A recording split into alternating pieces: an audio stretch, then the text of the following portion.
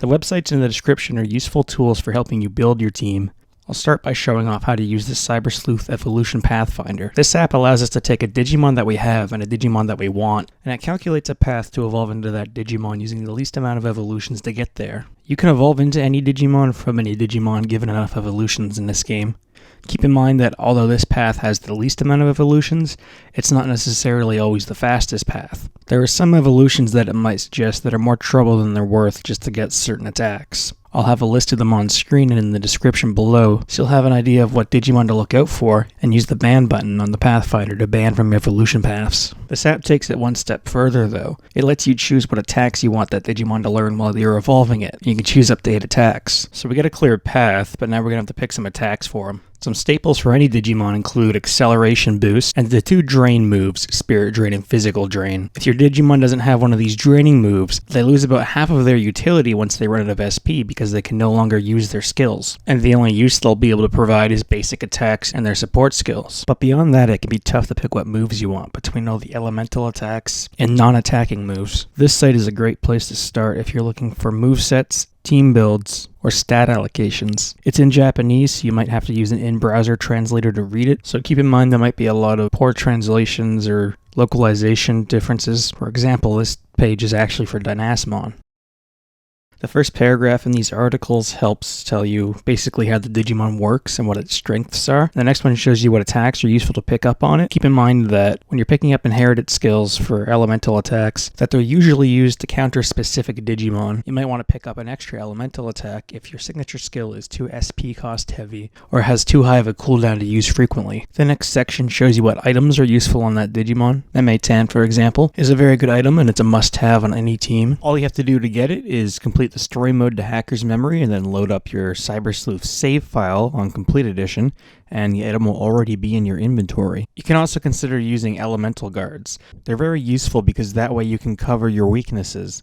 Lucamon Satan mode would take extra damage versus light attacks, so it's a great idea to carry something like a Shine Guard, which can reduce the damage he takes from one of the most common attacking types in the game. In the next section we can see some suggestions for stat allocations. Now, these are not final, definitive, or optimized, but they're a great place to start. The best general advice I can give for figuring out exactly what stats you need is to just fight with your team and see what kinds of things give you trouble and adjust your stats accordingly. To get really fine-tuned with this, you can use the Hacker's Memory Damage Calculator, which is in the description below, to find out the stats you need to get the outcomes you want in a specific scenario. Next up, we see that each Digimon's article on this website shows you good Digimon that ally with this Digimon. Typically, you're going to want to look for support skills that benefit each other, or Digimon that help cover Digimon that counter the Digimon in question. If you want to counter a specific Digimon, the last paragraph on their article will show you what weaknesses you can exploit and what to look out for.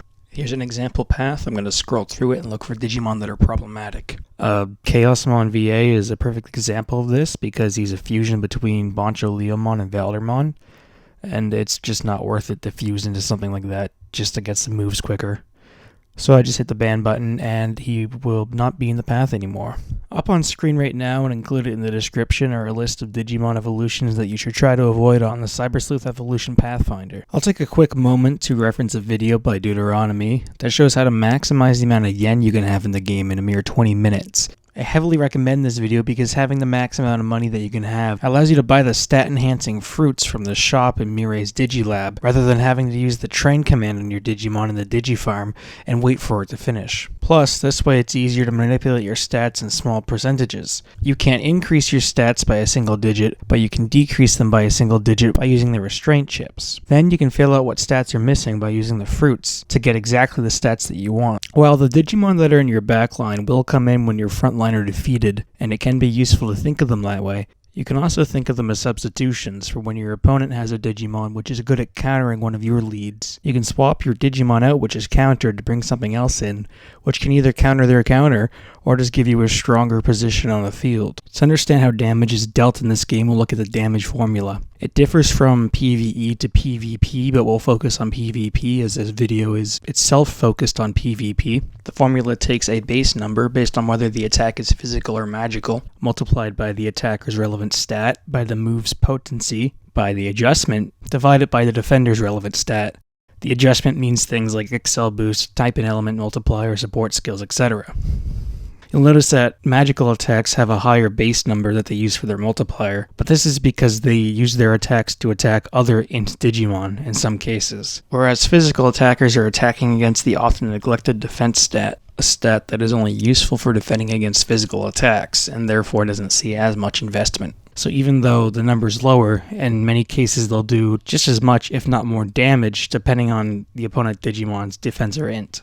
Penetration moves take the relevant stat multiplied by a potency, which is represented in the game by a descriptor of medium for 1 times their stat, strong for 1.8 times their stat, or extra strong, which is 2.5 times their stat. On top of this, there's a fluctuator for all damage, which is between 0.95 to 1.05, with certain exceptions based on certain signature skills of some Digimon.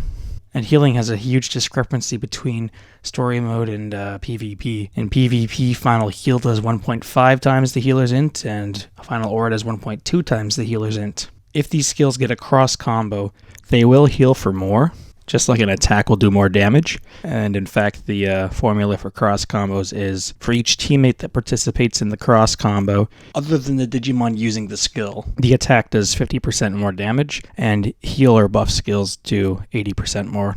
Unlike other player versus player RPG battle games, you don't just blindly trade off turns between each other, as in I don't choose an attack, then you choose an attack, etc. The order in which Digimon receive their turns is dependent on a formula that uses 2 variables. One is their speed stat, and another is their CD, a hidden stat which changes throughout a battle depending on the last move that they used. This is true in all cases except for the first round of turns, because everybody has 0 CD because they have not used a move yet. So in cases of tiebreakers, such as when everyone has 0 CD, the Digimon with a higher base speed goes first. Hence, the first turn order will be decided by the Digimon speed order. In the description will be a complete list of the CDs of all moves. They generally range from 8,000 to 13,000. And certain signature skills have a much higher CD, such as Divine Atonement with 20,000 or Gift of Darkness with 18,000. You'll notice that when you hover over an option in the middle of a battle, that it will affect the timeline, moving your Digimon down if that option has a higher CD. This is a great way to check on the spot how much CD something's going to have, but to understand overall how the mechanic works, I'll explain how the formula is calculated in real time. When you use an attack, that CD is added to your Digimon. For instance, a basic attack has 10,000 CD. Next, that CD of 10,000 is divided by my speed, plus 200 if you're playing on Complete Edition or Hacker's Memory. The original formula was different in Cyber Sleuth, and the new formula equalizes the effect that speed has on Digimon, effectively making speed a less relevant stat overall. And that CD is divided by my speed plus 200 until it reaches 0. When it reaches 0, that Digimon moves again. That means when there's multiple Digimon on the field with multiple CDs and speeds, the Digimon that moves next will be determined by whose CD reaches 0 first.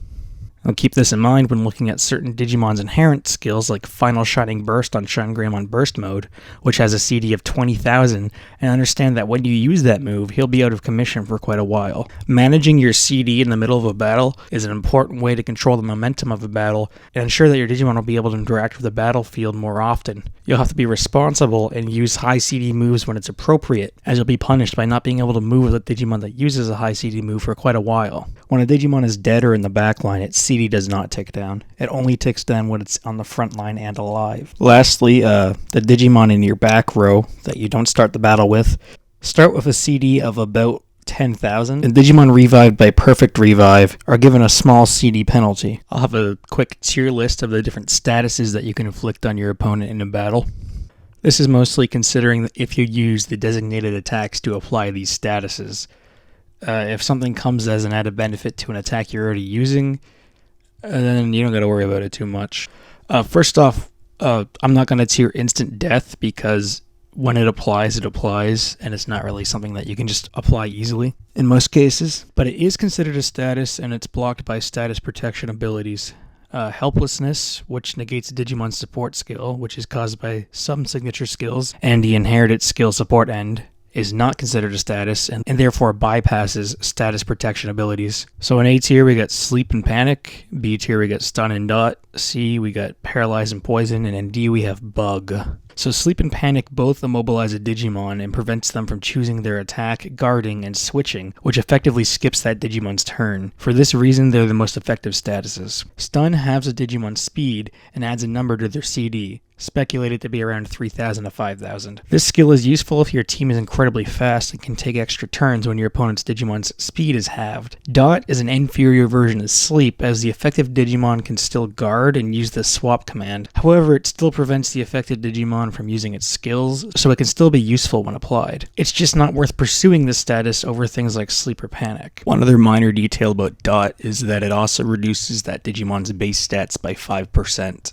This isn't extremely relevant, but it is an added benefit of Dot. Paralyze has a 25% chance to prevent the affected Digimon from doing anything that turn. But when it comes to immobilizing a Digimon, it's unreliable, unlike Sleep or Panic. The damage dealt by poison increases each turn that it affects the Digimon and damages the affected Digimon at the end of its turn. The damage takes too long to be relevant, and often teams carry moves like Restore or Marine Angemon's Ocean Love to remove statuses, so poison is very unreliable as a threat. Bug is great for story mode, as you can change a boss from having a type advantage versus your fighting Digimon to having a type disadvantage, but in PvP, when you bug a Digimon, it might not always be beneficial, as there is often 3 Digimon on the battlefield on both sides, and the Digimon having its type bugged will likely still have a viable target to attack. If you're attempting to bug an enemy Digimon to prevent it from threatening your Digimon that are vulnerable to it, you have to consider that you could just immobilize it with a more effective status move instead. One final note about statuses here is how the damage for poison is calculated and the amount of turns that statuses last. As for the inherited skills that hit more than one Digimon at a time, the int variations of these moves only have 65 power and therefore have very poor damage output. Mach Rush 3, however, is the physical neutral move that hits all opponents' Digimon and never misses. Plus, it has 5 more power than the power of the other physical multi-hit moves, which have 75 power compared to the int moves, which only have 65. Mach Rush 3 is an incredibly valuable asset for many physical attackers, as the 80 power is acceptable, and hitting multiple enemy Digimon is a great way to pick off multiple low HP Digimon at once. There's no equivalent to Mach Rush 3 for int, so int multi-hit inherited skills don't offer enough to be considered using. For the stat buffing moves, Mental Charge Field, or Mental Break Field if you swing that way, is useful when 2 int teams face off because the int skill becomes the most important stat, as both teams use it for offense and defense. However, the other stats don't have scenarios where the stat being raised is relevant enough to warrant running the charge fields for them. However, the charge skills that only raise one Digimon stat can be useful in some Digimon, as they have the same CD as guarding, and you can have another turn to attack very quickly while also boosting one of your Digimon stats. The counter moves like Cross Counter and Mirror Reflection just aren't powerful enough to warrant running, especially because an opponent can just choose not to attack that Digimon until they have a skill that can defeat it in one shot or immobilize it. X-Heal and X-Aura don't provide enough HP to warrant running over their final variants, Final Heal and Final Aura, but beware that Final Aura costs 40 SP, so Final Heal can be a good alternative in some situations. Healing moves will heal considerably less than in PvE, another reason why Final Heal over Final Aura can be more appropriate in some situations. If you paid attention while playing through story mode, you notice that there's a lot of translation errors. Unfortunately, this applies to some PvP relevant things as well. I'll just go over all the known English translation errors here. Mushroommon's signature skill has a 10% chance to afflict